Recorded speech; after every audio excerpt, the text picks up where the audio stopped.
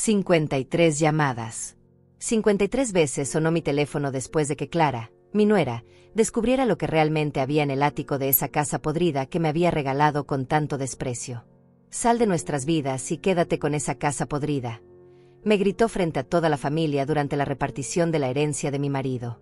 Sus palabras resonaron en la sala como bofetadas, mientras Mateo, mi propio hijo, permanecía en silencio, asintiendo como un cobarde. Yo acepté en silencio, con la dignidad que ellos nunca tuvieron. Creían que me estaban dando las migajas, lo que no servía para nada. Pero una semana después, cuando subí por primera vez al ático de esa casa familiar que había pertenecido a mi suegra, encontré algo que hizo que esas víboras ambiciosas llamaran hasta romper sus dedos marcando mi número. Pero todo había empezado de manera tan normal, tan familiar. Era un martes por la tarde, 3 semanas después del funeral de mi esposo. El aire olía a jazmines del jardín que él había plantado hace 30 años, esos jazmines que ahora florecían sin él para verlos. La luz dorada del atardecer se filtraba por las cortinas de encaje que yo misma había tejido cuando éramos jóvenes y creíamos que la vida era justa. Mateo, mi hijo, había llamado temprano para invitarme a cenar. Su voz sonaba extraña, como si cada palabra fuera cuidadosamente medida, como si estuviera leyendo un guión que habían escrito para él. Debí haber notado entonces que algo andaba mal.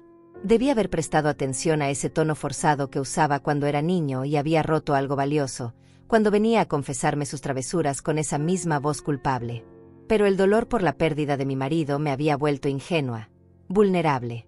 Pensé que mi hijo me estaba cuidando, que finalmente se había dado cuenta de que su madre viuda necesitaba compañía. ¡Qué tonta fui! Me puse mi vestido verde oliva, el que mi difunto marido siempre decía que hacía brillar mis ojos como esmeraldas. Tomé mi bolso de cuero gastado, el mismo que había llevado a nuestra primera cita hace 45 años. Mientras caminaba hacia la casa de Mateo, el sonido de mis pasos sobre las hojas secas me tranquilizaba. Era otoño, mi estación favorita, cuando todo se prepara para morir y renacer. Las farolas se encendían una a una, creando pequeños círculos de luz cálida en la acera. Los vecinos regaban sus jardines. El aroma de la tierra húmeda se mezclaba con el humo de las chimeneas. Era una de esas tardes perfectas que te hacen creer que la vida es predecible, que las personas que amas jamás te traicionarían. Toqué el timbre y Clara abrió la puerta con una sonrisa que no llegaba a sus ojos. Llevaba un vestido rojo intenso, demasiado ajustado para una cena familiar, como si fuera a una reunión de negocios en lugar de recibir a su suegra. Sus tacones resonaban contra el piso de mármol mientras me guiaba hacia el comedor. Cada paso sonaba como un martillo golpeando un clavo. La mesa estaba puesta con la vajilla cara que habían recibido de boda, la misma que yo había ayudado a elegir hace 8 años, cuando aún creía que esa mujer amaba a mi hijo. Pero algo se sentía diferente esa noche. Las flores del centro de mesa estaban marchitas, como si hubieran sido colocadas ahí hace días. El mantel tenía pequeñas manchas que Clara había intentado disimular con servilletas. Había un aire de urgencia en la casa, como si todo hubiera sido preparado apresuradamente para esta ocasión específica. Ahora entiendo que era porque habían decidido que esa sería la noche en que me quitarían todo. Mateo llegó del trabajo con los ojos esquivos. Me besó la frente como siempre, pero su abrazo duró menos de lo normal. Se había cortado el cabello muy corto, casi militar, y llevaba una camisa blanca que yo no recordaba haberle visto antes. Durante la cena, Clara hablaba sin parar sobre sus nuevos proyectos, sobre la necesidad de mudarse a una casa más grande, sobre lo caro que estaba todo. Mateo asentía mecánicamente, cortando su carne con movimientos bruscos. Yo escuchaba en silencio, sintiendo que cada palabra tenía un peso específico, como si estuvieran construyendo algo invisible entre los tres.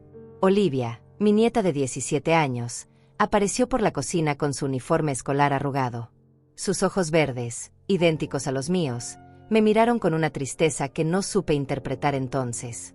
Se sentó a mi lado y tomó mi mano por debajo de la mesa. Sus dedos estaban fríos, temblorosos. Cuando Clara le pidió que subiera a hacer la tarea, Olivia apretó mi mano una vez más antes de desaparecer escaleras arriba. Ahora entiendo que me estaba despidiendo. La conversación derivó hacia mi salud, hacia mi soledad en esa casa grande después de la muerte de mi esposo.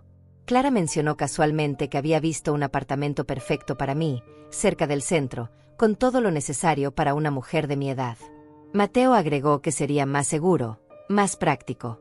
Hablaban sobre mi vida como si yo no estuviera presente, como si fuera una niña que necesitara ser cuidada.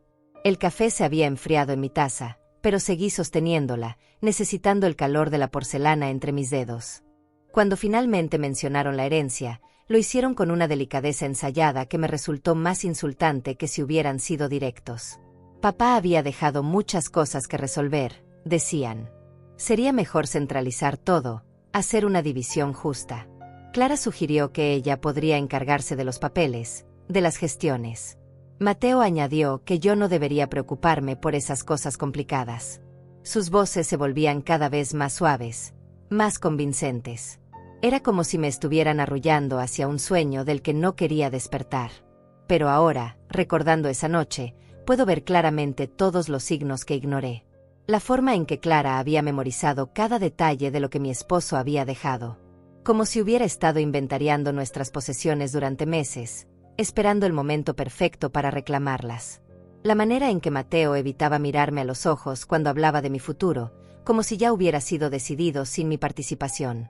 Y sobre todo, la urgencia mal disimulada en sus gestos, como si tuvieran prisa por terminar con este trámite incómodo. Los meses anteriores habían sido un torbellino de dolor y confusión. Mi esposo había muerto súbitamente de un infarto mientras regaba sus amados jazmines. Una mañana estaba desayunando conmigo, comentando sobre las noticias, y por la tarde ya no estaba. El shock me había dejado como flotando en una bruma espesa, incapaz de concentrarme en los detalles prácticos. Clara había aparecido inmediatamente, ofreciéndose a ayudar con los papeles del funeral, con los trámites del banco, con todo lo que yo no podía manejar en mi estado. Ahora entiendo que no era ayuda, era reconocimiento del terreno. Mientras yo lloraba en mi habitación, ella estaba tomando fotos de nuestros muebles, anotando números de cuenta, memorizando cada objeto de valor. Mateo la acompañaba en estas visitas, pero siempre se quedaba en la cocina, preparándote que yo nunca terminaba, mientras ella desaparecía por la casa con excusas de buscar documentos importantes. Durante esas semanas, Clara había desarrollado una rutina muy específica. Llegaba por las mañanas con bolsas de compras del supermercado, siempre con los productos más caros, como si estuviera gastando dinero que ya consideraba suyo. Reorganizaba mi despensa, tiraba cosas que según ella estaban vencidas, aunque yo sabía que no era cierto. Movía pequeños objetos del lugar, siempre con la excusa de limpiar mejor, pero yo notaba que desaparecían cosas menores. Un cenicero de plata, una figura de porcelana, un reloj de mesa que había sido de mi madre.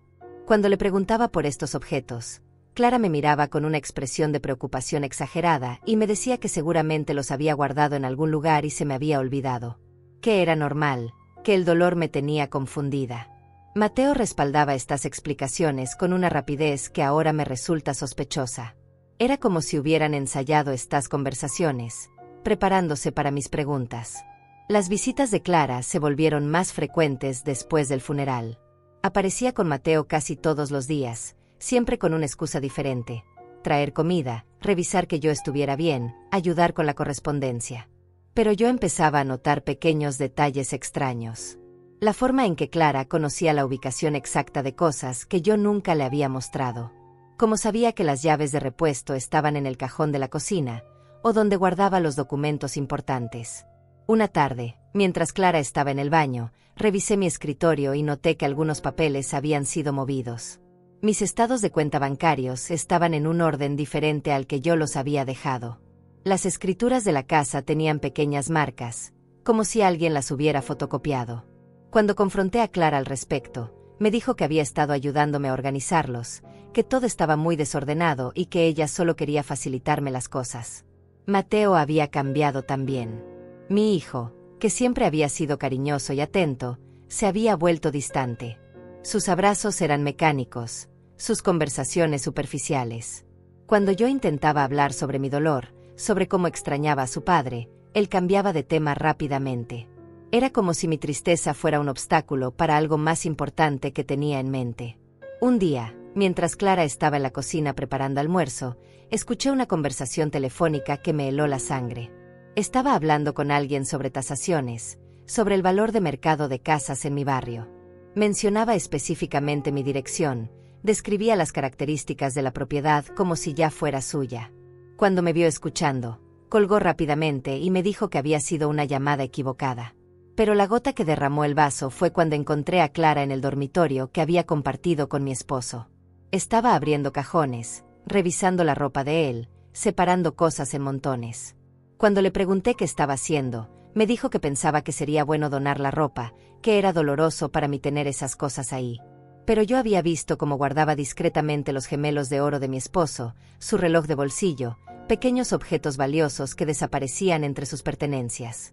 Esa noche, en la cena que ahora entiendo fue cuidadosamente planeada, Clara finalmente mostró sus cartas. Habló sobre la importancia de simplificar mi vida, de no cargar con responsabilidades innecesarias. Mencionó que había consultado con un abogado, por mi bien, para entender mejor cómo manejar la herencia.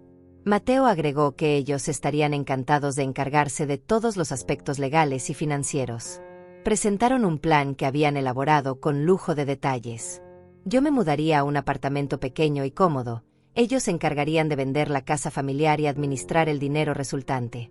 Clara había traído incluso folletos de residencias para personas mayores, lugares donde podría hacer amigas de mi edad y tener actividades apropiadas para mi situación. El documento que pusieron frente a mí esa noche era un poder notarial amplio que les daría control total sobre todos mis bienes. Clara lo explicó como una formalidad necesaria, algo que me protegería de futuras complicaciones. Mateo añadió que de esta manera yo no tendría que preocuparme por nada, que ellos se encargarían de todo mientras yo me adaptaba a mi nueva vida. Pero cuando pregunté por la casa de mi suegra, esa propiedad vieja en las afueras de la ciudad que había pertenecido a la familia durante generaciones, sus expresiones cambiaron. Clara la describió como un lugar inhabitable, lleno de humedad y problemas estructurales. Mateo añadió que sería más una carga que un beneficio, que los costos de mantenimiento superarían cualquier valor que pudiera tener. Fue entonces cuando Clara pronunció esas palabras que quedarían grabadas en mi memoria para siempre: sal de nuestras vidas y quédate con esa casa podrida. Lo dijo con tanto veneno, con tanto desprecio, que hasta Olivia, mi nieta, levantó la cabeza sorprendida desde la escalera donde había estado escuchando a escondidas. El silencio que siguió fue ensordecedor. Mateo no dijo nada, simplemente asintió como si esas palabras hubieran salido de su propia boca. Era la confirmación de que mi hijo había elegido el dinero por encima de su madre. La humillación no terminó ahí. Clara continuó su discurso venenoso, explicándole a toda la familia presente cómo yo era una carga, cómo mi negativa a firmar los papeles estaba complicando todo innecesariamente. Habló de mi edad, de mi incapacidad para manejar mis propios asuntos, de lo egoísta que era al aferrarme a propiedades que no podía mantener. Sus palabras caían sobre mí como piedras, cada una calculada para herirme donde más dolía. Pero lo que más me dolió fue ver a Mateo ahí parado, con los brazos cruzados, sin defender a su madre. Este era el mismo niño que había cuidado cuando tuvo fiebre durante días, el mismo que había llorado en mis brazos cuando otros niños se burlaban de él en la escuela, el mismo al que había trabajado doble turno para pagarle los estudios universitarios. Ahora me miraba como si fuera una extraña que se interponía en sus planes. César, mi cuñado, había estado presente esa noche junto con su esposa Virginia. Ellos tampoco dijeron nada en mi defensa. Se quedaron ahí sentados, incómodos pero silenciosos, como si presenciar mi humillación fuera el precio que tenían que pagar por mantener la paz familiar. Virginia incluso asintió cuando Clara sugirió que sería lo mejor para todos si yo aceptaba la propuesta sin causar más problemas. Esa noche volví a mi casa con el corazón roto y un papel arrugado en la mano, las escrituras de la casa de mi suegra, esa propiedad que todos consideraban una carga inútil. Clara me las había entregado con una sonrisa burlona, como quien regala basura a un mendigo. Toma tu casa podrida, me había dicho. Al menos tendrás un techo donde morirte sola. Los días que siguieron fueron los más oscuros de mi vida.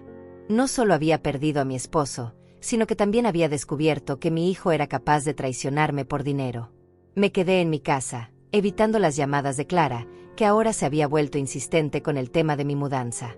Aparecía sin avisar, siempre con Mateo a remolque, preguntando cuándo iba a comenzar a empacar mis cosas. Clara había comenzado a actuar como si la casa ya fuera suya.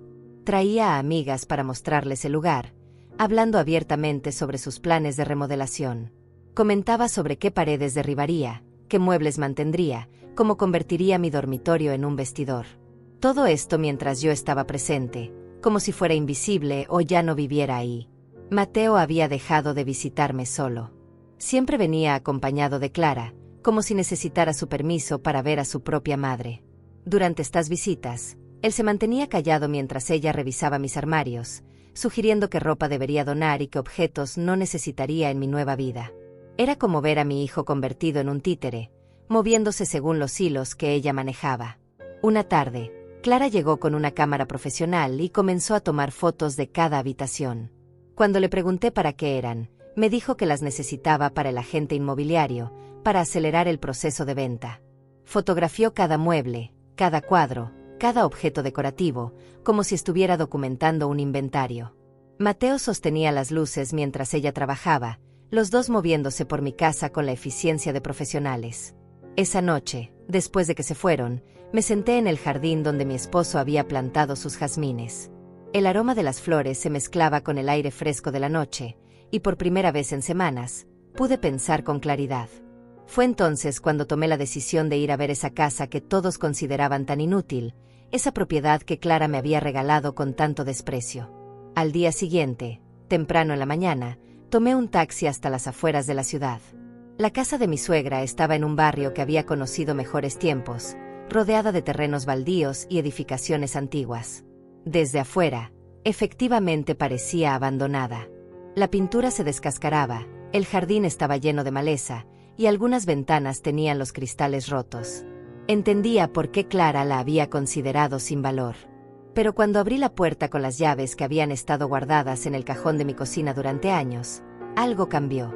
La casa tenía una atmósfera especial, como si estuviera llena de recuerdos esperando ser descubiertos.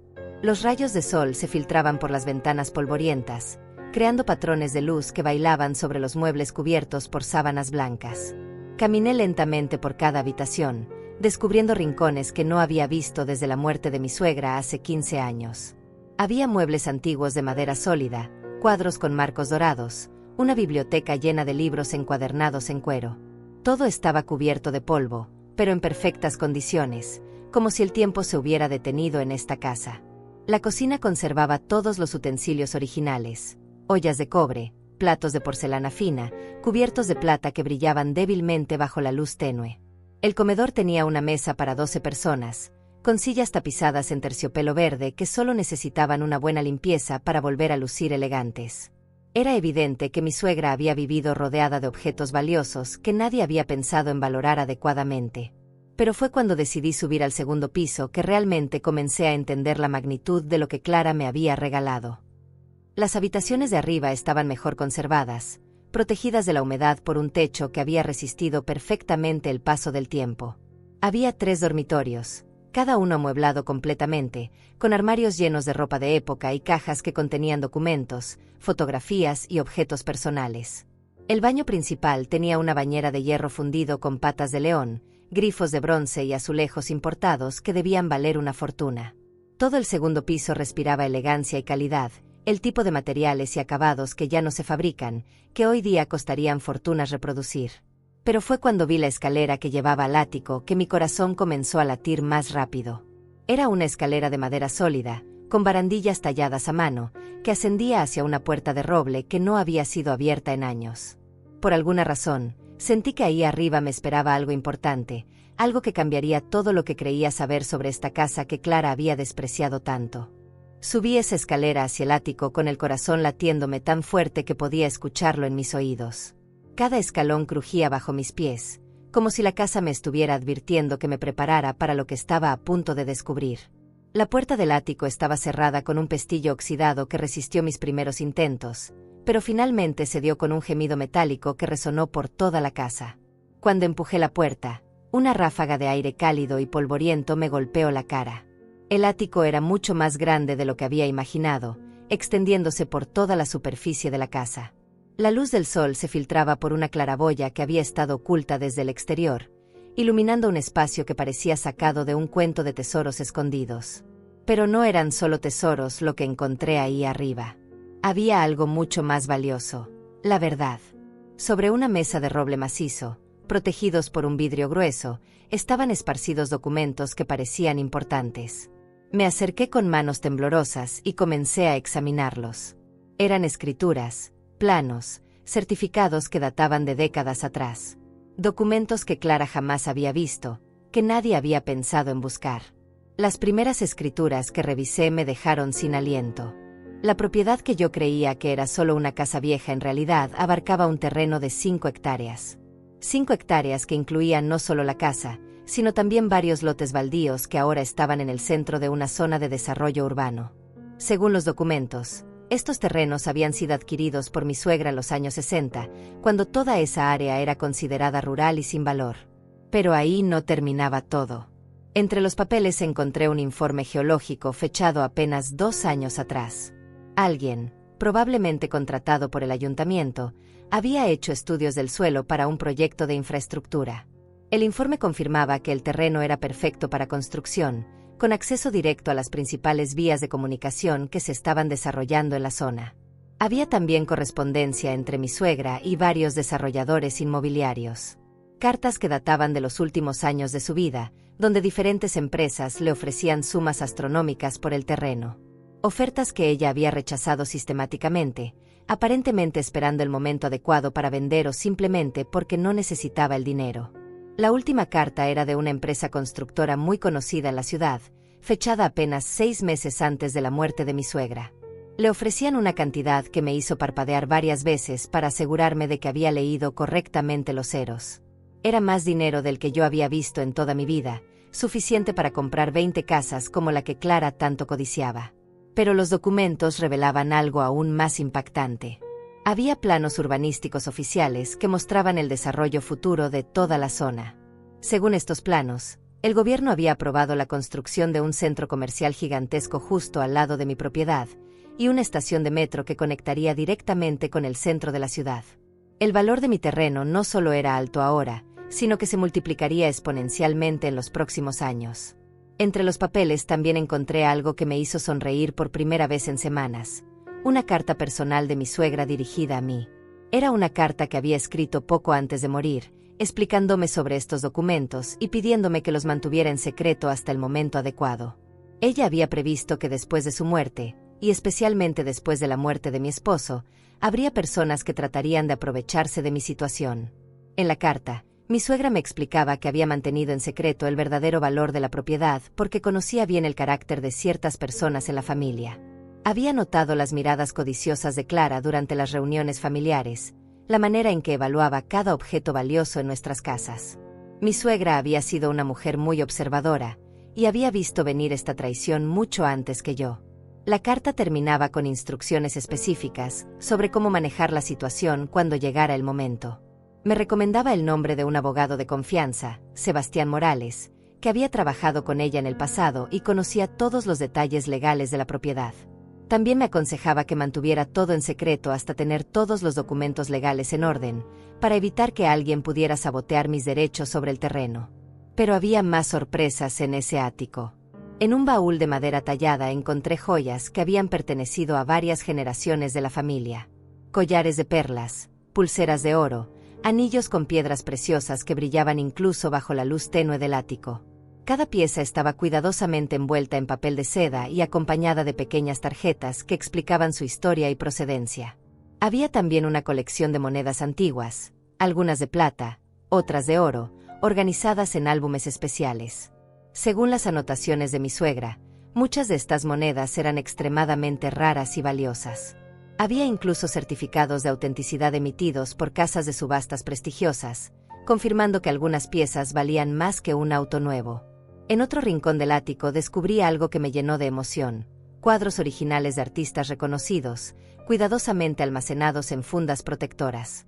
Mi suegra había sido una coleccionista discreta, adquiriendo obras de arte durante décadas sin hacer alarde de su valor. Había pinturas de artistas locales que ahora eran famosos internacionalmente, obras que habían comprado por poco dinero y que ahora valían fortunas. Entre todos estos tesoros, lo que más me impactó fue encontrar documentos que demostraban cómo Clara había estado investigando mi situación financiera durante meses. Había fotocopias de mis estados de cuenta bancarios, copias de las escrituras de mi casa, incluso informes sobre mis pólizas de seguro. Todo esto había sido obtenido de manera ilegal, probablemente sobornando a empleados bancarios o utilizando información que Mateo había conseguido durante sus visitas a mi casa. Los documentos mostraban que Clara había estado planeando esta estafa desde mucho antes de la muerte de mi esposo. Había cronogramas detallados sobre cuándo y cómo se acercaría a mí, qué estrategias usaría para convencerme de firmar los poderes notariales. Incluso tenía listas de propiedades donde planeaba mudarme para mantenerme alejada mientras ellos liquidaban mis bienes. Lo más perturbador era un documento donde Clara había calculado exactamente cuánto dinero obtendrían de la venta de mis propiedades, cómo lo dividirían entre ella y Mateo, y cuánto me darían a mí como mesada para mantenerme tranquila. Habían planeado darme apenas una fracción mínima de lo que realmente valían mis bienes, lo suficiente para sobrevivir pero no para ser independiente. Pero el documento que más me dolió fue una conversación transcrita entre Clara y Mateo, aparentemente grabada por ella para tener evidencia de su acuerdo. En esa conversación, mi propio hijo decía textualmente que yo era demasiado vieja para manejar dinero, que sería mejor para todos si ellos se encargaban de todo, y que de cualquier manera, yo no viviría lo suficiente para gastar todo ese dinero. Había también evidencia de que habían estado investigando residencias para ancianos, lugares donde planeaban internarme una vez que tuvieran control total de mis finanzas. Clara había visitado varios establecimientos, había preguntado sobre costos y servicios, como si ya hubiera decidido mi futuro sin consultarme. Esa tarde, sentada en el ático rodeada de evidencias de la traición más dolorosa de mi vida, tomé una decisión que cambiaría todo. No solo tenía en mis manos los medios para defenderme, sino también para darles a Clara y Mateo exactamente lo que se merecían. Pero esta vez, yo sería quien tuviera el control de la situación. Al día siguiente, bajé de ese ático transformada en una mujer completamente diferente. No era la viuda vulnerable que Clara creía poder manipular, sino alguien que finalmente conocía el verdadero alcance de su poder. Pero decidí no mostrar mis cartas inmediatamente.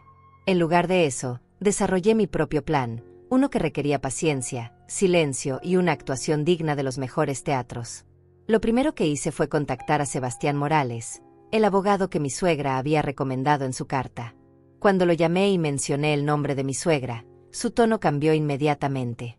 Me pidió que fuera a su oficina esa misma tarde, y cuando le mostré los documentos que había encontrado en el ático, su expresión se volvió muy seria. Sebastián me explicó que mi suegra había sido una de sus clientas más astutos. Ella había previsto exactamente esta situación y había dejado instrucciones muy específicas sobre cómo proteger mis intereses. El abogado me confirmó que los documentos eran completamente legales y que yo era la única propietaria legítima de todo ese terreno. Pero más importante aún, me advirtió sobre las tácticas que Clara probablemente usaría para tratar de arrebatarme la propiedad. Durante esa reunión, Sebastián me mostró documentos adicionales que mi suegra había dejado en su custodia. Incluían poderes revocatorios que anulaban automáticamente cualquier documento que yo pudiera firmar bajo coerción, y declaraciones juradas donde ella explicaba sus sospechas sobre las verdaderas intenciones de Clara hacia la familia. El abogado también me informó sobre algo que me llenó de satisfacción. Las fotocopias de mis documentos personales que Clara había obtenido ilegalmente constituían varios delitos federales. Había evidencia suficiente para presentar cargos criminales contra ella por fraude, invasión de privacidad y conspiración. Sebastián ya había comenzado a recopilar toda la información necesaria para presentar una demanda. Pero yo quería algo más que justicia legal. Quería que Clara y Mateo entendieran exactamente lo que habían perdido por su codicia. Así que desarrollé un plan que comenzaría con fingir que había aceptado mi derrota. Esa noche, cuando Clara llegó con Mateo para presionarme nuevamente sobre la mudanza, los recibí con una actitud completamente diferente. Les dije que había reflexionado sobre sus palabras, que tenían razón en que yo era demasiado vieja para manejar tantas responsabilidades. Clara no pudo ocultar su satisfacción cuando le dije que estaba lista para firmar todos los documentos necesarios. Durante los días siguientes, actué como la viuda derrotada que ellos esperaban ver.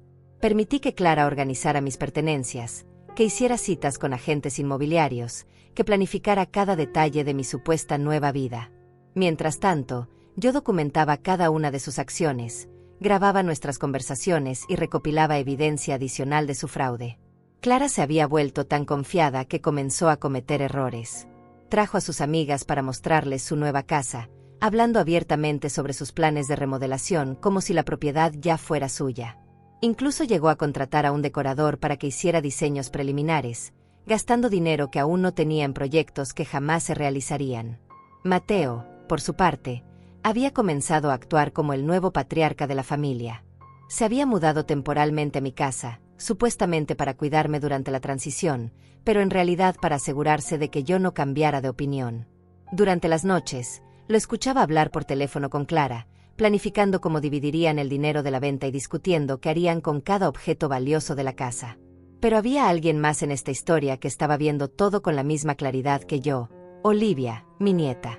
Durante una de las visitas familiares, cuando Clara estaba particularmente eufórica mostrándole a Virginia sus planes para la casa, Olivia se me acercó discretamente. «Abuela», me susurró al oído, «sé que algo no está bien aquí. Papá y mamá han estado actuando muy extraño, y he escuchado conversaciones que no me gustan. Si necesitas ayuda, puedes confiar en mí». Esa noche, después de que todos se fueron, Olivia se quedó conmigo. Le conté todo lo que había descubierto, le mostré algunos de los documentos del ático, y vi cómo sus ojos se llenaban de lágrimas al entender la magnitud de la traición de sus propios padres. Olivia me confirmó cosas que yo había sospechado, pero no había podido comprobar.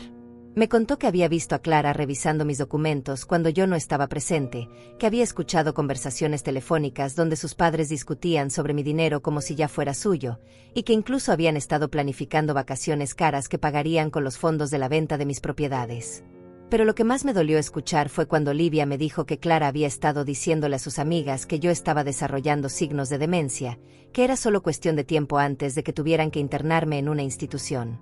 Esta mentira no solo justificaría el control total sobre mis finanzas, sino que también la protegería legalmente si alguien cuestionaba sus acciones. Con la ayuda de Olivia, comencé a implementar la segunda fase de mi plan. Necesitaba que Clara y Mateo se sintieran completamente seguros de su victoria antes de revelar mis cartas. Así que aceleré el proceso, mostrándome cada vez más ansiosa por terminar con todos los trámites.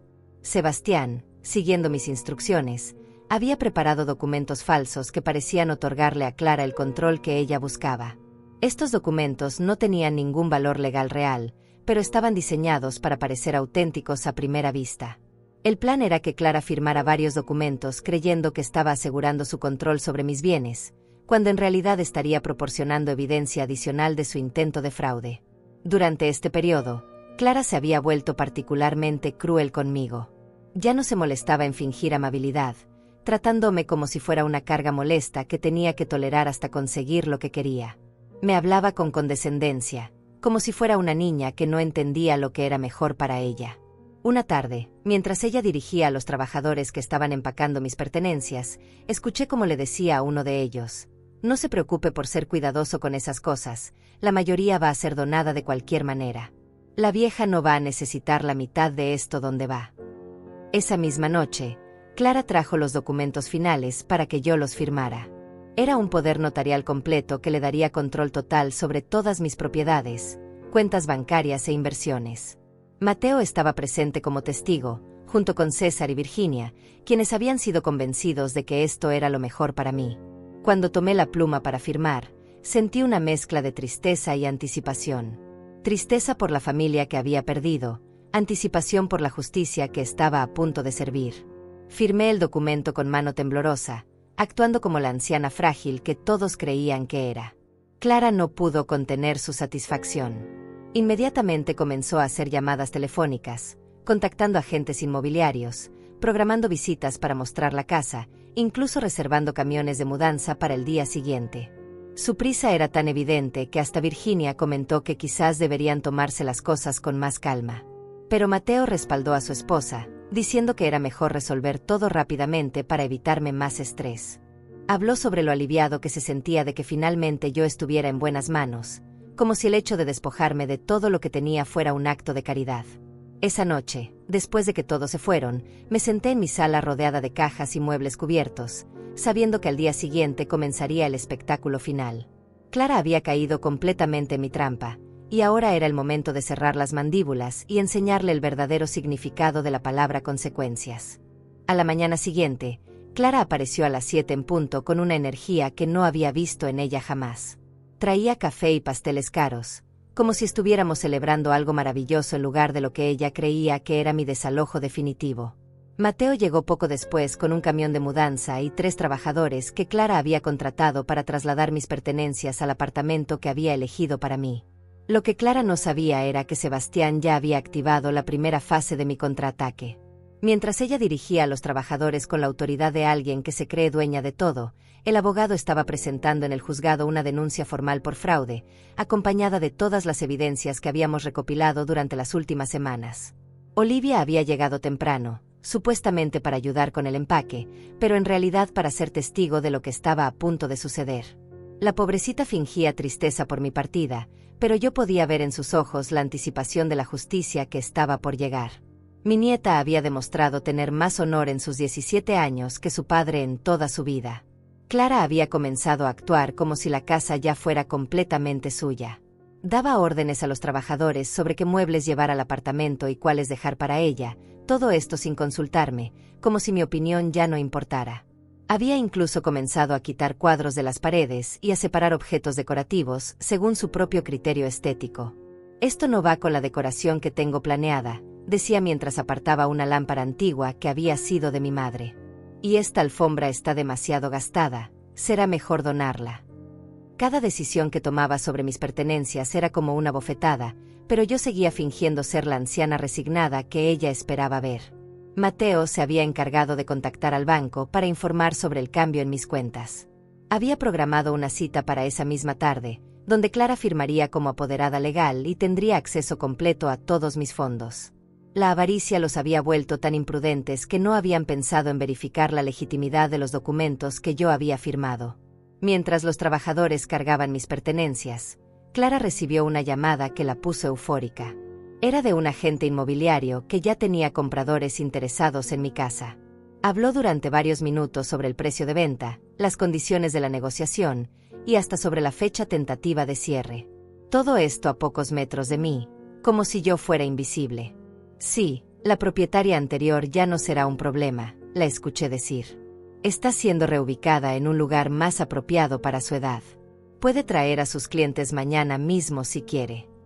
Pero la llamada que realmente estaba esperando llegó a las 10:30 de la mañana. Era Sebastián, informándome que todo estaba listo para la siguiente fase del plan. Las autoridades ya habían sido notificadas, los documentos legales estaban en orden, y los oficiales llegarían exactamente al mediodía. Para entonces, Clara había invitado a varias de sus amigas para que vieran su nueva casa. Llegaron con champán y flores, felicitándola por su adquisición y elogiando su buen gusto para conseguir una propiedad tan hermosa en una zona tan exclusiva. Era como si estuvieran celebrando mi funeral mientras yo aún estaba viva. Una de sus amigas, una mujer llamada Patricia que siempre me había tratado con condescendencia, comentó: «Qué suerte que la anciana haya entrado en razón. A veces hay que tomar decisiones difíciles por el bien de las personas mayores». Otra agregó: «Clara, admiro mucho cómo has manejado esta situación. No debe haber sido fácil convencer a tu suegra de que esto era lo mejor para ella». Clara aceptaba estos elogios con una modestia falsa que me daba náuseas. Hablaba sobre lo difícil que había sido para ella tomar el control de mis asuntos, como si fuera un sacrificio personal en lugar del robo calculado que realmente era. Mateo, mientras tanto, había comenzado a revisar mis documentos personales más íntimos. Lo vi hojeando cartas que mi esposo me había escrito, fotografías familiares, incluso mi diario personal. Cuando le pregunté qué estaba haciendo, me dijo que necesitaba organizar mis papeles para facilitar la transición. «Mamá, algunas de estas cosas son muy personales», me dijo con una sonrisa condescendiente. «Será mejor que las guardemos en un lugar seguro para que no se pierdan durante la mudanza». Lo que realmente estaba haciendo era buscar cualquier documento que pudiera complicar sus planes. Había apartado especialmente las escrituras originales de mi casa, los títulos de mis inversiones, y cualquier papel que pudiera darme algún tipo de poder legal en el futuro. A las 11:30, Clara decidió que era momento de ir al banco. Me pidió que me preparara para acompañarlos, actuando como si fuera un favor que me estaba haciendo al permitirme estar presente durante la transferencia de mis propias cuentas. Mateo ya había llamado un taxi, y Clara había empacado todos los documentos que creía necesarios para completar el proceso. Pero justo cuando estábamos a punto de salir, escuchamos el sonido de varios automóviles deteniéndose frente a la casa. Clara miró por la ventana con curiosidad, esperando ver quizás más compradores potenciales o algún trabajador adicional que había contratado. Su expresión cambió dramáticamente cuando vio a 3 oficiales de policía bajándose del primer vehículo, seguidos por Sebastián y 2 hombres en trajes que obviamente eran oficiales del juzgado. El segundo automóvil contenía a 2 investigadores de fraude bancario que Sebastián había contactado después de revisar la evidencia de las actividades ilegales de Clara. ¿Qué está pasando aquí?, preguntó Clara con una voz que comenzaba a temblar. Sus amigas, que momentos antes estaban celebrando, ahora se veían confundidas y preocupadas. Mateo se había puesto pálido y miraba hacia la puerta como si estuviera considerando huir. Sebastián entró primero, llevando una carpeta gruesa llena de documentos legales. Los oficiales lo siguieron, y uno de ellos pidió identificación a todos los presentes. El investigador de fraude comenzó inmediatamente a explicar que habían venido a ejecutar una orden judicial relacionada con actividades fraudulentas y apropiación indebida de propiedades. Señora Clara, dijo el investigador principal, tenemos evidencia de que usted ha estado involucrada en una conspiración para defraudar a la señora Matilde mediante documentos falsificados y coerción. También tenemos pruebas de acceso ilegal a información bancaria privada y manipulación de documentos legales. Clara trató de mantener la compostura, pero su voz se quebró cuando respondió: debe haber algún error. Yo solo estoy ayudando a mi suegra con sus asuntos financieros. Ella me pidió que me hiciera cargo de todo. Fue entonces cuando Sebastián abrió su carpeta y comenzó a mostrar las evidencias. Las fotocopias ilegales de mis documentos bancarios, las grabaciones de las conversaciones donde Clara y Mateo discutían sobre mi dinero, los planos fraudulentos para internarme en una institución, todo estaba ahí, organizado cronológicamente y documentado legalmente. Pero la verdadera sorpresa llegó cuando Sebastián reveló los documentos del ático. Cuando explicó el verdadero valor de la propiedad que Clara me había regalado con tanto desprecio, vi cómo su rostro pasaba por una serie de emociones: confusión, incredulidad, horror, y finalmente, una rabia pura que no pudo ocultar. «Eso es imposible», gritó, perdiendo completamente la compostura. «Esa casa no vale nada. Está llena de humedad y a punto de caerse. Yo la revisé personalmente». El investigador sonrió mientras le mostraba los documentos oficiales que confirmaban el valor real del terreno. «Señora, según nuestros registros, usted le regaló a su suegra una propiedad valorada en varios millones de pesos. Considerando que esto ocurrió como parte de un esquema para defraudarla de sus otros bienes, esto constituye evidencia adicional de su intención criminal». Mateo había comenzado a negar todo, insistiendo en que solo había estado tratando de ayudar a su madre. Pero cuando Sebastián reprodujo algunas de las grabaciones donde él participaba activamente en la planificación del fraude, sus excusas se desmoronaron completamente. Las amigas de Clara habían comenzado a retirarse discretamente. Obviamente no querían estar asociadas con lo que claramente se estaba convirtiendo en un escándalo criminal. Patricia, que momentos antes elogiaba a Clara por su manejo de la situación, ahora fingía no conocerla bien. Pero lo que más satisfacción me dio fue ver la reacción de Clara cuando finalmente entendió la magnitud de lo que había perdido. No solo había fallado en su intento de robarme, sino que me había entregado voluntariamente la propiedad más valiosa de toda la herencia. Su propia codicia y desprecio habían sido los instrumentos de su derrota. El momento que más había esperado finalmente llegó cuando uno de los oficiales le pidió a Clara que extendiera sus manos. «Señora Clara, está usted arrestada por fraude, conspiración y apropiación indebida. Tiene derecho a guardar silencio y a solicitar un abogado». Las esposas metálicas brillaron bajo la luz de la mañana mientras se cerraban alrededor de sus muñecas, el mismo sonido que había escuchado tantas veces en las películas, pero que ahora resonaba como música celestial en mis oídos. Clara comenzó a gritar, pero ya no era la mujer controlada y manipuladora que había conocido. Era una criatura desesperada, furiosa, mostrando finalmente su verdadera naturaleza. «Esto es una conspiración. Esa vieja me tendió una trampa. Mateo, haz algo. No dejes que se salga con la suya». Pero Mateo tenía sus propios problemas. El segundo oficial ya lo había esposado también, y le estaba leyendo sus derechos mientras él balbuceaba excusas incoherentes. «Mamá, yo no sabía. Clara me convenció. Yo solo quería ayudarte». Sus palabras sonaban patéticas, como las de un niño que había sido atrapado robando dulces. Sebastián se acercó a mí con una sonrisa profesional pero satisfecha. «Señora Matilde, los documentos que firmó ayer no tienen ningún valor legal. Como habíamos planeado, eran completamente falsos. Sus propiedades y cuentas bancarias permanecen completamente bajo su control. Además, Tenemos evidencia suficiente para recuperar cualquier objeto personal que ellos hayan tomado de su casa. Mientras los oficiales escoltaban a Clara y Mateo hacia los vehículos policiales, ella se volvió hacia mí con una expresión de odio puro que me heló la sangre. Te vas a arrepentir de esto, vieja maldita. Cuando salga de la cárcel, me voy a encargar de que pagues por esto. Te voy a quitar hasta el último peso. Pero sus amenazas ya no me daban miedo. Por primera vez en meses, me sentí completamente en control de mi propia vida. Clara, le dije con una calma que le enfureció aún más. Espero que en la cárcel tengas tiempo para reflexionar sobre las palabras que me dijiste. Sal de nuestras vidas y quédate con esa casa podrida.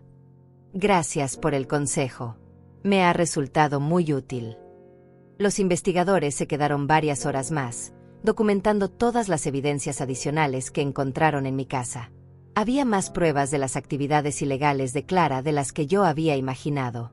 Habían encontrado llaves copiadas de mi casa, dispositivos de grabación que había instalado sin mi conocimiento, e incluso medicamentos que había estado agregando a mi té para mantenerme somnolienta y confundida durante nuestras conversaciones importantes. Olivia había estado llorando en silencio durante todo el arresto, pero se acercó a mí cuando los oficiales se fueron. Abuela, siento mucho lo que papá y mamá te hicieron. No puedo creer que fueran capaces de algo así. La abracé fuertemente, sabiendo que ella era la única familia que realmente me quedaba. Mi niña, le dije, tú no tienes nada de qué disculparte. Tu valor para contarme la verdad fue lo que me dio fuerzas para luchar. Sin ti, ellos habrían ganado. Esa tarde, Sebastián y yo fuimos al banco para asegurar todas mis cuentas y cambiar todos los códigos de acceso. El gerente, que había conocido a mi familia durante años, estaba horrorizado cuando le expliqué lo que había estado pasando. Me aseguró que implementarían medidas adicionales de seguridad para proteger mis fondos. Pero la verdadera sorpresa llegó cuando Sebastián me llevó a conocer personalmente a los representantes de la empresa constructora que había estado interesada en mi terreno. Cuando les mostré los documentos del ático y confirmé que yo era la propietaria legal de toda la propiedad, su oferta superó incluso mis expectativas más optimistas. Señora Matilde, me dijo el director de desarrollo, su propiedad está ubicada en el punto exacto donde vamos a construir nuestro proyecto más ambicioso. Estamos preparados para ofrecerle una suma que le permitirá vivir cómodamente el resto de su vida, más una participación en las ganancias futuras del desarrollo. La cantidad que me ofrecieron era tan grande que tuve que pedirles que la escribieran en papel para poder creerla. Era más dinero del que había visto en toda mi vida, suficiente para comprar 10 casas como la que Clara tanto había codiciado. Pero más importante que el dinero era la sensación de haber recuperado mi dignidad y mi independencia. Durante los días siguientes, las noticias del arresto se extendieron por toda la familia extendida. César y Virginia vinieron a verme, llenos de disculpas por no haber defendido cuando Clara me humilló. Matilde, me dijo César, nunca imaginamos que las cosas llegaran tan lejos. Pensamos que era solo una disputa familiar normal. Les dije que los entendía, pero que también esperaba que hubieran aprendido algo sobre la importancia de defender lo correcto, incluso cuando es incómodo. Virginia lloró cuando le conté todos los detalles de la conspiración, especialmente las partes sobre los planes de internarme en una institución. Las amigas de Clara también comenzaron a llamarme, tratando de distanciarse de las acciones de ella. Patricia, que había elogiado a Clara por manejar mi situación, ahora insistía en que nunca había entendido realmente lo que estaba pasando. Todas querían asegurarme que ellas nunca habrían aprobado un fraude si hubieran sabido la verdad. Pero la llamada que más me satisfizo fue de la directora de una de las residencias para ancianos que Clara había visitado.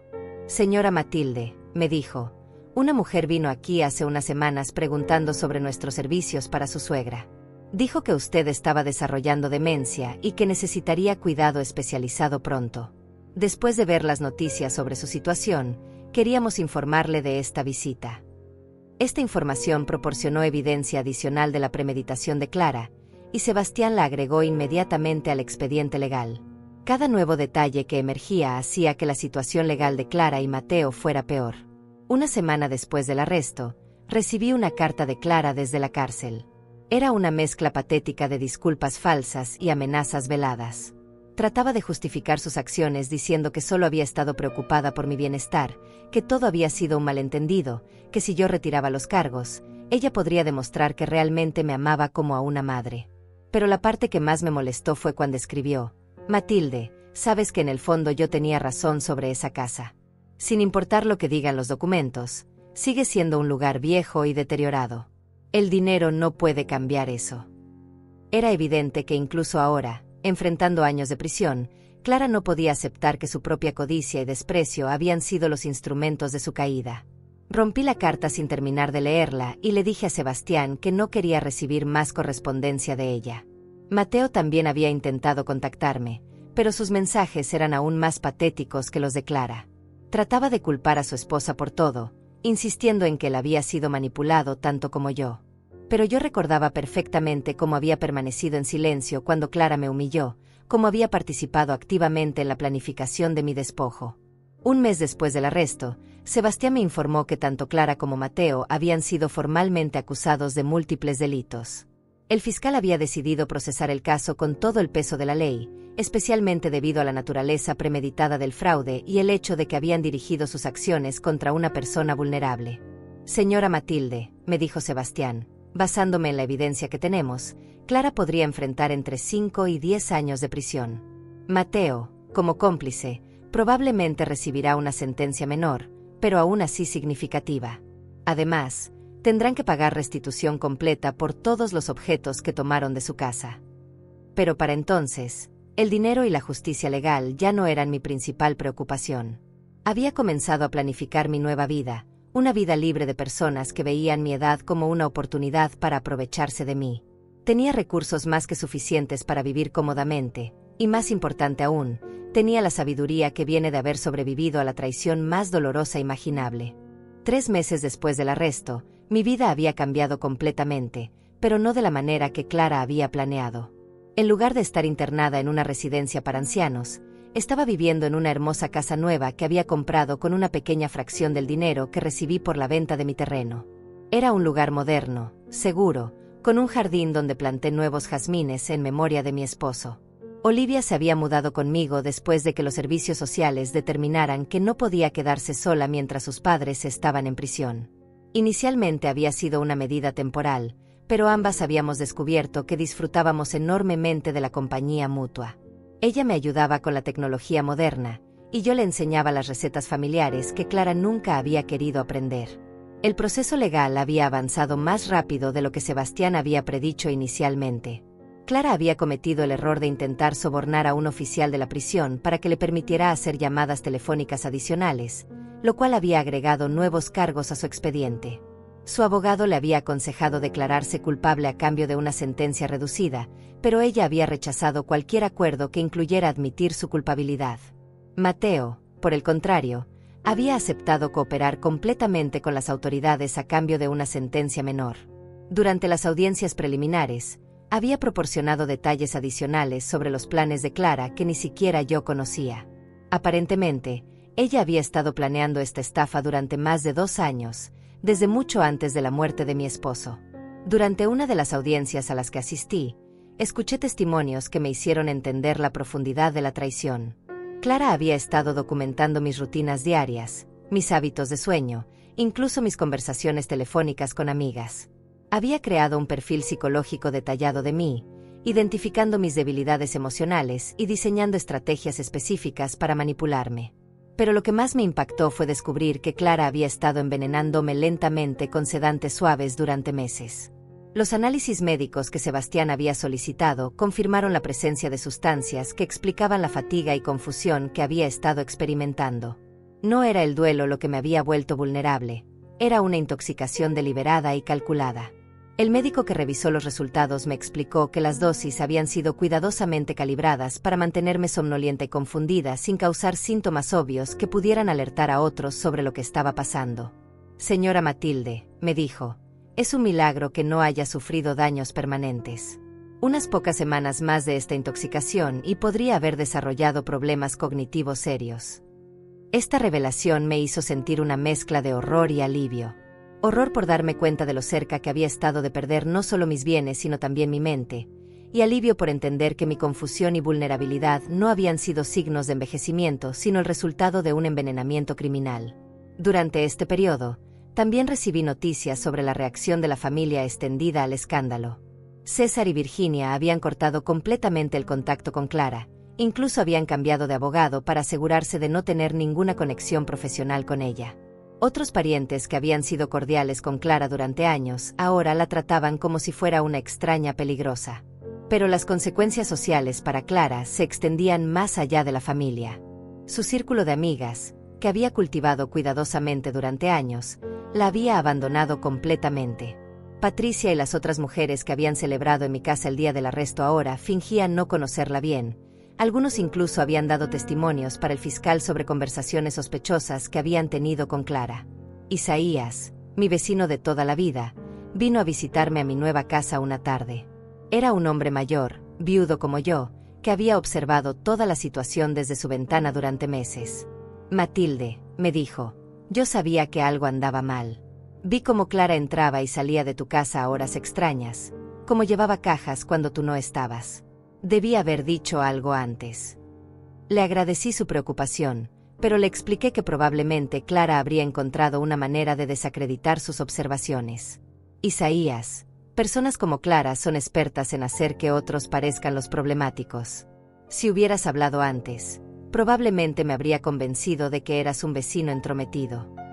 A través de Sebastián, me enteré de que Clara había estado siguiendo un patrón similar con otras familias en el pasado. Los investigadores habían descubierto que había estado involucrada en 2 casos previos de abuso financiero de personas mayores, aunque nunca había sido procesada criminalmente. En ambos casos, había usado tácticas similares: ganar la confianza de la familia, aislar a la víctima, y luego tomar control gradual de sus finanzas. Esta información había convertido mi caso en algo mucho más grande que un simple fraude familiar. El fiscal estaba usando mi situación como el caso central de una investigación más amplia sobre redes de abuso financiero dirigidas a personas mayores. Clara no era solo una nuera codiciosa, era una criminal profesional que había perfeccionado sus métodos durante años. 6 meses después del arresto, finalmente llegó el día del juicio. Yo había decidido testificar personalmente, a pesar de las objeciones de Sebastián, quien temía que el proceso fuera demasiado estresante para mí. Pero yo necesitaba mirar a Clara a los ojos y decirle exactamente lo que pensaba de sus acciones. El día que subí al estrado, Clara me miró con una mezcla de odio y desdén que me confirmó que nunca había sentido remordimiento real por lo que había hecho. Incluso enfrentando años de prisión, seguía convencida de que yo era la villana de esta historia. Durante mi testimonio, relaté no solo los hechos del fraude, sino también el impacto emocional que había tenido en mí. Hablé sobre las noches de insomnio, preguntándome si realmente estaba perdiendo la razón. Describí la sensación de traición al descubrir que mi propio hijo había participado en el plan para despojarme de todo lo que tenía. Pero también hablé sobre mi recuperación, sobre cómo había encontrado la fuerza para luchar contra ellos. Señor juez, dije, Clara pensó que podía aprovecharse de mí porque soy una mujer mayor y viuda. Pero subestimó completamente mi determinación y mi inteligencia. Al final, su propia codicia fue la que la destruyó. Cuando el abogado de Clara intentó sugerir que yo había exagerado los hechos o que había malinterpretado las intenciones de su clienta, yo tenía respuestas preparadas para cada una de sus preguntas. Los meses de planificación con Sebastián habían valido la pena. Estaba completamente preparada para enfrentar cualquier táctica legal que intentaran usar. El momento más satisfactorio llegó cuando el abogado me preguntó si no pensaba que Clara había actuado con buenas intenciones, aunque hubiera cometido errores en el proceso. Señor, le respondí, las buenas intenciones no incluyen envenenar a alguien, falsificar documentos, o planificar internar a una persona en una institución mental contra su voluntad. Clara sabía exactamente lo que estaba haciendo, y lo hizo con frialdad y premeditación. El juez, una mujer de mediana edad que había manejado muchos casos similares, pareció especialmente impresionada por la evidencia del envenenamiento. Durante su interrogatorio a Clara, fue implacable en sus preguntas sobre cómo había obtenido los sedantes y por qué había decidido usar esa táctica particular. Clara intentó negar todo, pero la evidencia era abrumadora. Los análisis médicos, los testimonios de testigos, las grabaciones que habíamos hecho, todo se combinaba para pintar un cuadro inequívoco de premeditación criminal. Su abogado había hecho lo mejor que pudo, pero no había manera de defenderse contra la montaña de evidencias que habíamos recopilado. Cuando finalmente llegó el momento de la sentencia, una semana después de concluir el juicio, yo estaba presente en la sala junto con Olivia y Sebastián. Clara había perdido peso durante los meses en prisión, y su apariencia cuidadosamente mantenida había sido reemplazada por la de una mujer desesperada y derrotada. El juez se levantó para pronunciar la sentencia con una solemnidad que llenó toda la sala de un silencio expectante. Clara Méndez, dijo con voz firme, ha sido encontrada culpable de fraude agravado, conspiración, envenenamiento, falsificación de documentos y abuso financiero de una persona vulnerable. Considerando la premeditación de sus acciones, la duración de su conspiración y el daño tanto físico como emocional causado a la víctima, la sentencia de este tribunal es de 12 años de prisión sin posibilidad de libertad condicional hasta cumplir al menos 8 años. El golpe del martillo resonó como un trueno en la sala. Clara se desplomó en su silla, finalmente entendiendo que sus años de manipulación y engaño habían llegado a su fin. Mateo, que había recibido una sentencia de 4 años por su cooperación, lloraba silenciosamente en la fila de atrás. Olivia apretó mi mano mientras susurraba, «Justicia, abuela. Finalmente justicia». Pero para mí, la verdadera satisfacción no vino de ver a Clara siendo llevada esposada de vuelta a la prisión. Vino de saber que había recuperado no solo mis bienes, sino algo mucho más valioso, mi dignidad y mi fuerza interior. Durante meses, Clara me había hecho sentir como una anciana indefensa, pero ahora sabía que seguía siendo una mujer poderosa y capaz. Después del juicio, Sebastián y yo fuimos a almorzar a un restaurante elegante del centro de la ciudad. «Señora Matilde», me dijo mientras brindábamos con champán, en mis 30 años como abogado, nunca había visto a alguien manejar una situación así con tanta inteligencia y dignidad. Clara pensó que estaba cazando a una víctima fácil, pero en realidad se enfrentó a una adversaria formidable. Sus palabras me llenaron de un orgullo que no había sentido en años. Durante los meses más oscuros de esta pesadilla, había dudado de mi propia capacidad para enfrentar la traición. Pero ahora sabía que la edad no me había debilitado. Al contrario, me había dado la sabiduría y la paciencia necesarias para derrotar a enemigos mucho más jóvenes pero infinitamente menos inteligentes. Esa noche, en mi nueva casa, Olivia y yo preparamos una cena especial para celebrar. Había invitado a Isaías, quien se había convertido en un amigo querido y confiable. También vinieron César y Virginia, quienes habían pasado meses intentando reparar su relación conmigo después de su silencio durante la humillación inicial. Durante la cena, César me pidió perdón una vez más. «Matilde», me dijo con lágrimas en los ojos, «nunca me perdonaré por no haber defendido cuando Clara te trató así. Pensé que era solo una disputa familiar, pero ahora entiendo que fue mucho más serio». Le dije que lo había perdonado hace tiempo, pero que esperaba que hubiera aprendido la importancia de defender lo correcto, incluso cuando es incómodo. «César, a veces las personas muestran su verdadero carácter en los momentos más difíciles. Espero que la próxima vez que veas a alguien siendo abusado, tengas el valor de hablar». Virginia había traído fotografías de la familia de antes de que Clara llegara a nuestras vidas. Mientras las veíamos, recordamos tiempos más felices, cuando las reuniones familiares eran realmente sobre amor y conexión en lugar de codicia y manipulación. «Matilde», me dijo, «Clara no solo te robó dinero, le robó la paz a toda la familia. Gracias por tener el valor de luchar contra ella». Olivia había comenzado a florecer durante los meses que había vivido conmigo. Sus calificaciones habían mejorado dramáticamente, había comenzado a participar en actividades escolares, y más importante aún, había recuperado la confianza en sí misma que había perdido viviendo en un hogar lleno de engaños y manipulación. «Abuela», me dijo una noche mientras estudiábamos juntas, «antes de mudarme contigo, pensaba que tal vez mamá tenía razón sobre algunas cosas. Me había hecho creer que tú eras débil, que necesitabas que otros tomaran decisiones por ti. Pero ahora veo que eres la persona más fuerte que conozco». Sus palabras me conmovieron profundamente. Clara no solo había intentado robarme a mí, había estado envenenando la mente de su propia hija contra su abuela.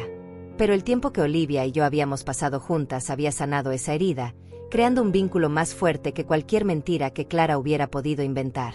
Un año después del arresto, recibí una carta inesperada. Era de Mateo, escribiendo desde la prisión. A diferencia de las cartas previas llenas de excusas, esta era diferente. Por primera vez, parecía entender verdaderamente la magnitud de lo que había hecho. «Mamá», escribía, «he tenido mucho tiempo para pensar sobre mis acciones, y finalmente entiendo que no hay excusa para lo que te hice. No fue Clara quien me obligó a traicionarte, Fue mi propia codicia y cobardía. Sé que probablemente nunca podrás perdonarme, pero necesitaba que supieras que finalmente entiendo el daño que causé. La carta continuaba con detalles sobre cómo había llegado a esa comprensión, sobre las sesiones de terapia en la prisión que lo habían ayudado a enfrentar sus propias fallas. Me da vergüenza admitir que durante años vi tu generosidad como debilidad, escribía. Pensé que porque eras amable y confiada, eras fácil de manipular. Ahora entiendo que tu bondad era en realidad tu fortaleza. Leí la carta varias veces antes de decidir qué hacer con ella. Finalmente, se la mostré a Olivia, quien también luchaba con sus sentimientos hacia sus padres. ¿Qué piensas, mi niña?, le pregunté. ¿Crees que tu padre ha cambiado realmente? Olivia reflexionó por un largo tiempo antes de responder. Abuela, creo que papá está empezando a entender lo que hizo, pero las palabras son fáciles de escribir. Lo que importa es lo que haga cuando salga de la prisión. Por ahora, prefiero concentrarme en la familia que tengo aquí contigo. Su sabiduría me impresionó.